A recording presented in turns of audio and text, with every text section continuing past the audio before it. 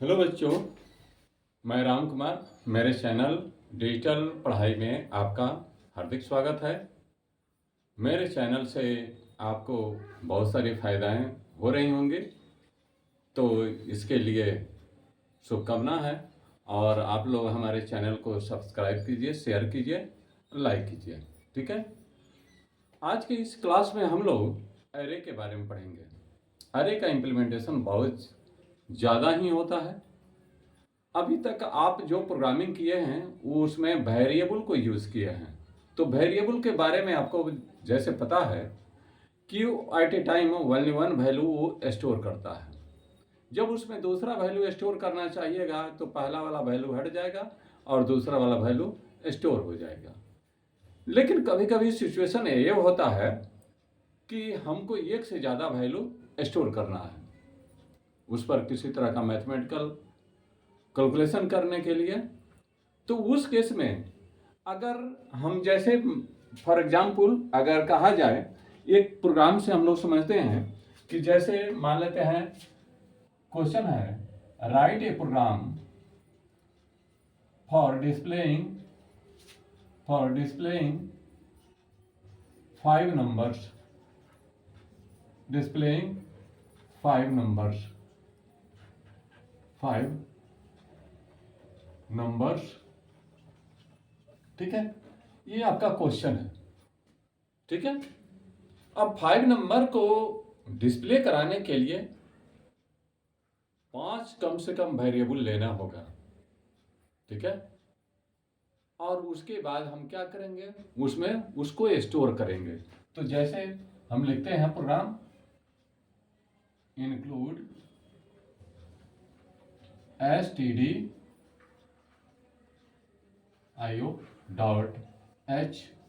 ठीक है। उसके बाद void main। ठीक है। उसके बाद हमको 5 नंबर डिस्प्ले कराना है। ठीक है ना। तो हम क्या करते हैं, यहां पर 5 वेरिएबल ले लेते हैं, x1, x2, x3, x4, x5। 5 number हो गया। उसके बाद हम इसको असाइन करते हैं x1 equal to 1, x2 equal to 2, x3 equal to 5, x4 equal to 6 और x5 इजकल टू 7। ठीक है। अब इसको हमको डिस्प्ले कराना है। ठीक है। तो फिर 5 बार हम प्रिंटफ का यूज करेंगे। Printf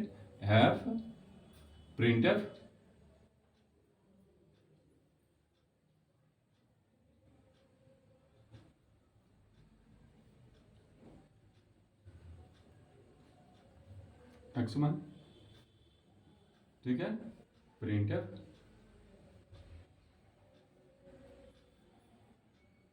%d new line x2। और इस तरह से बाकी सारा ये स्टेटमेंट भी लिखेंगे। Printf %d new line x3। Printf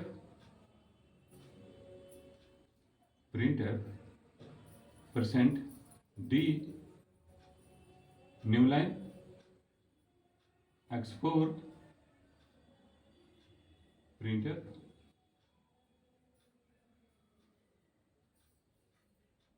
%d new line x5। ठीक है। और इस तरह से 5 नंबर को स्टोर कराने के लिए इतना बड़ा प्रोग्राम हम लिख रहे हैं, तो ये कोई स्टैंडर्ड प्रोग्राम नहीं हुआ। स्टैंडर्ड प्रोग्राम का डिफिनीशन होता है कि नंबर ऑफ इंस्ट्रक्शंस इसमें कम होंगे, नंबर ऑफ वेरिएबल की संख्या कम होगी, जब ये दोनों काम होगा तो हमारे प्रोग्राम का एग्जीक्यूशन फास्ट होगा। हमको एग्जीक्यूशन फास्ट कराना है तो उसके लिए हम डिफरेंट टूल्स का यूज करते हैं, और उसमें होता है कि सबसे पहले अरे अभी यूज हम लोग करेंगे। अरे अरे होता क्या है इसके बारे में पहले हम लोग जान ले। तो अरे होता है कि अरे is a collection of similar data type of element. ठीक है ना। अरे क्या होता है कि समान रूप के सिमिलर टाइप के डाटा को स्टोर करने वाले कंटेनर को हम लोग अरे बोलते हैं। ठीक है ना। जैसे फॉर एग्जांपल यहाँ पर जो नंबर स्टोर कराना है तो हमको क्या करना है, एक तो नंबर टाइप का अरे हम क्रिएट कर लेंगे। ठीक है ना। तो अरे को क्रिएट करने के लिए जैसे हम लोग वेरिएबल, जैसे अरे का डिफिनेशन होगा अरे इज ए कलेक्शन ऑफ, अरे is a collection of similar type of data, similar type of data। ठीक है। इसको डिक्लेयर करने के लिए जैसे हम लोग वेरिएबल डिक्लेयर करते हैं, द सिंटैक्स फॉर डिक्लेयरिंग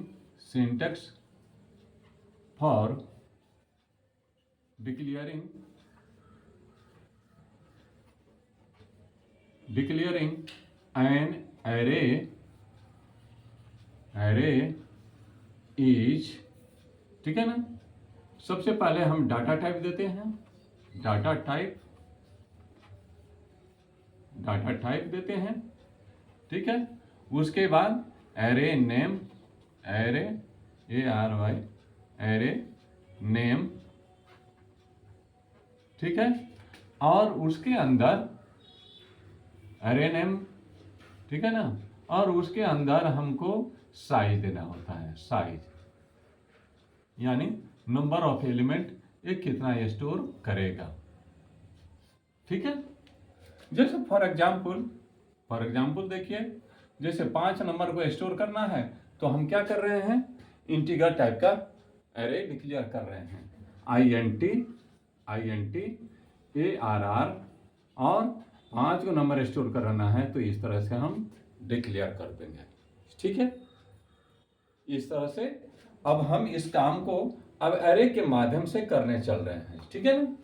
तो हमको यहाँ पर सीधे इसी प्रोग्राम में हम लोग चेंजिंग कर रहे हैं। ठीक है ना। देखिए ये प्रोग्राम कितना छोटा हो जाएगा। ठीक है। INT हम अपने अरे का नाम दे देते हैं ARR, और चूंकि 5 को नंबर स्टोर करना है तो 5 दे दिए, और एक तो वेरिएबल हम और एक्स्ट्रा डिक्लेयर करते हैं जिसको कि प्रोग्रामिंग के भाषा में काउंटर बोलते हैं, यानी काउंटिंग करने के लिए यहाँ पर 5 नंबर हमको बार बार स्टोर करना है ना, तो उसके लिए एक तो काउंटर हम रख देते हैं जो कि काउंटिंग करता रहेगा। तो एक एक्स्ट्रा वेरिएबल हमने डिक्लेयर कर दिया आई नाम से। ठीक है ना। अब हम लोग तो लूप तो पढ़े हैं ना कि सिमिलर टाइप के वर्क को परफॉर्म कराने के लिए, मल्टीपल टाइम्स परफॉर्म कराने के लिए लूप का प्रयोग होता है। लूप का उपयोग हम लोग करते हैं। लूप कितने तरह का होता है, तो फॉर लूप होता है, व्हाइल लूप होता है और डू व्हाइल होता है। ठीक है। तो यहाँ पर चूंकि 5 नंबर स्टोर करना है इसलिए हम लोग फॉर लूप का यूज कर लेंगे। ठीक है ना। ऐसे व्हाइल लूप और डू व्हाइल का भी यूज करके हम लोग काम कर सकते हैं। ठीक है।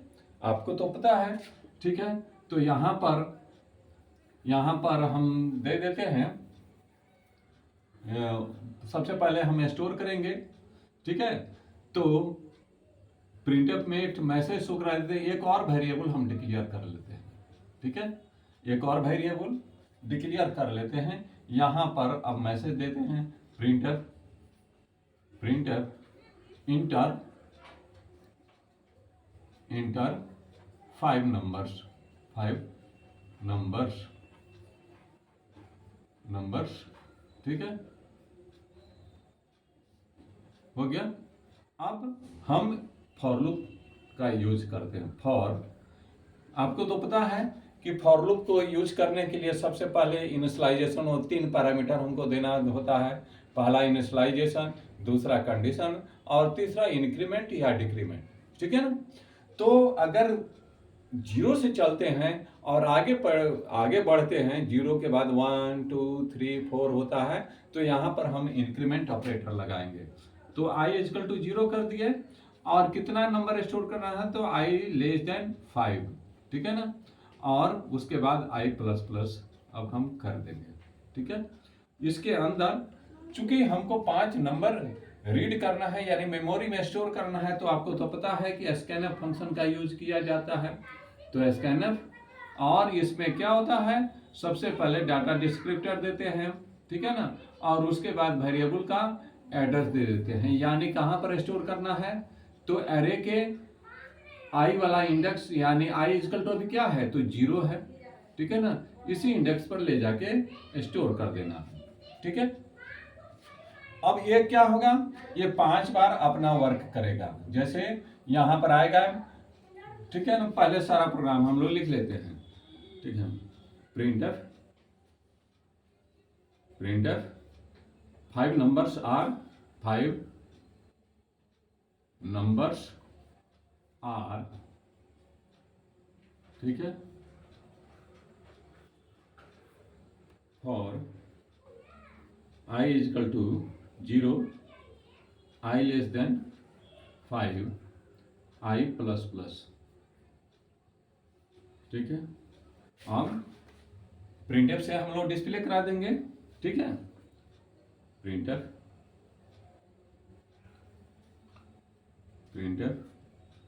क्या करेंगे, %d कर देंगे। अगर न्यू लाइन में अगर प्रिंट करना है तो यहाँ पर न्यू लाइन एस्केप सीक्वेंस दे देंगे, या टैब के लिए दे देंगे। तो हम टैब ही दे देते हैं, हॉरिजॉन्टली हम लोग डाटा को डिस्प्ले करा देंगे। और ARI, ठीक है, हो गया। और इस तरह से लूप समाप्त हो गया और इस तरह से हमारा प्रोग्राम कंप्लीट हो गया, ठीक है।